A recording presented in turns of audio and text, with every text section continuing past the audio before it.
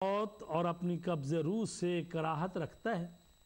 फरमाया ना खुदा की कसम, जब फरिश्ता मौत उसके करीब आता है ताकि उसकी रूह को कब्ज़ करे, मलकल मौत उससे कहता है कि घबराओ नहीं ए वली खुदा, उस खुदा की कसम जिसने मोहम्मद मुस्तफ़ा सल्लल्लाहु अलैहि वसल्लम को नबूवत के लिए मबऊस किया, मैं तेरी निस्बत पिदरे मेहरबान और शफीक बाप से ज़्यादा मेहरबान हूँ।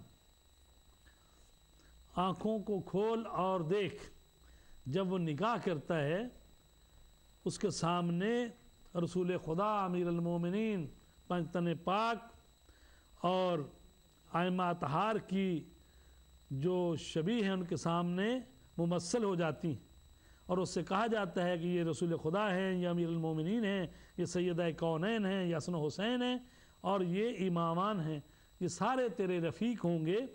बस फरमाया कि मोमिन उनकी ज़ियारत करता है, उस वक्त अल्लाह रब्बुल इज़्ज़त की तरफ से निदा करने वाला उसकी रूह को निदा देता है और कहता है या अय्यतुहन नफ्सुल मुतमइन्ना, ए इत्मीनान वाली रूह कि मोहम्मद व आल मोहम्मद को देख कर इत्मीनान पा लिया, अपने परवरदिगार की तरफ लौटा, इस हाल में कि उसकी वलायत पर राज़ी और उसके सवाब पर मर्ज़ी है।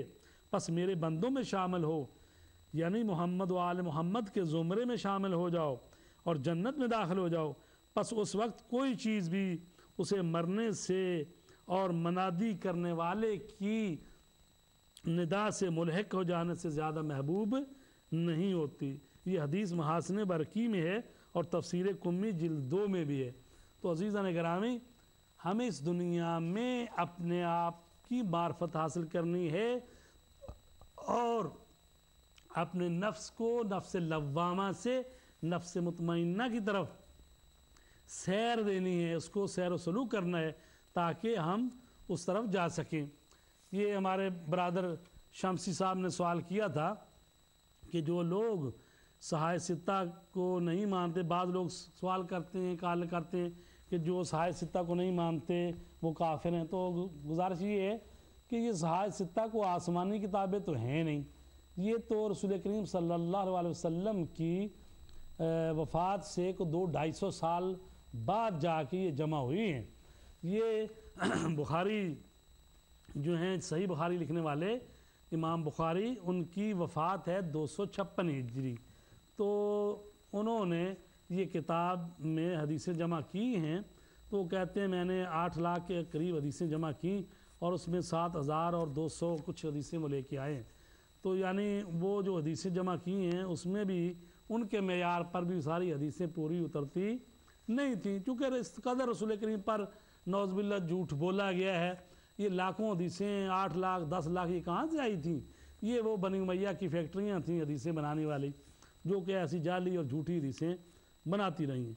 तो फिर भी जो उन्होंने कांट छांट की है, फिर भी उसमें इस किस्म की ये खराफात लेके आए हैं जिसको ये हदीसें कहते हैं। यही जो उन्होंने कहा कि रसूल खुदा सल्लल्लाहु अलैहि वसल्लम ने उम्मुल मोमिनीन बीबी आयशा को पुतलियों का तमाशा दिखाया, तो ज़ाहिर है कि रसूल करीम सल्लल्लाहु अलैहि वसल्लम आखिरी नबी ख़ातमुन नबीयीन, उनके शाया निशान नहीं है कि इस तरह से अपने घर वालों को तमाशे दिखाते रहें।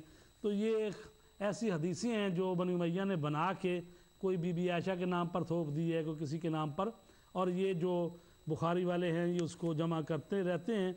इनको इतनी तौफीक तो नहीं हुई कि उस ज़माने में इमाम जाफ़र सादिक़, इमाम बाक़र अलैहिस्सलाम जो अहले बैत या तहार की शख्सियत हैं उनसे कोई रवायत ले लेते, उनसे तो नहीं लिया गया, लेकिन ये इस किस्म की खराफात और हदीसें जमा की हैं। और इसी तरह ये गुस्ल जनाबत वाली कितनी बुरी बात है ये कि वहाँ पर कोई सहाबी नहीं था कि जो कि उन साइलिन को ये बता देता कि किस तरह गुस्ल किया जाता है। तो लिहाजा ये ऐसी रवायतें जिन्होंने लिखी हैं, घड़ी हैं, बनाई हैं, तो ये सारा रसूल पाक सल्लल्लाहु अलैहि वसल्लम की तौहीन है और उन पर झूठ बांधा गया है। और ज़ाहिर है कि रसूल पाक सल्लल्लाहु अलैहि वसल्लम पर जो भी झूठ बांधेगा, जाली किस्म की हदीसें बनाएगा, तो क़यामत के दिन उसकी जगह जो है वो जहन्नम है। जिस तरह कुरान की तफसीर अपनी राय से करना वो भी कहा गया है कि उसका ठिकाना जहन्नम है, इसी तरह रसूल पाक सल्लल्लाहु अलैहि वसल्लम पर जिसने भी झूठ बांधा है, जिसने भी झूठी हदीस की है, उसकी भी जगह जहन्नम है। खुदावंद आलम ہمیں صحیح معنی میں قرآن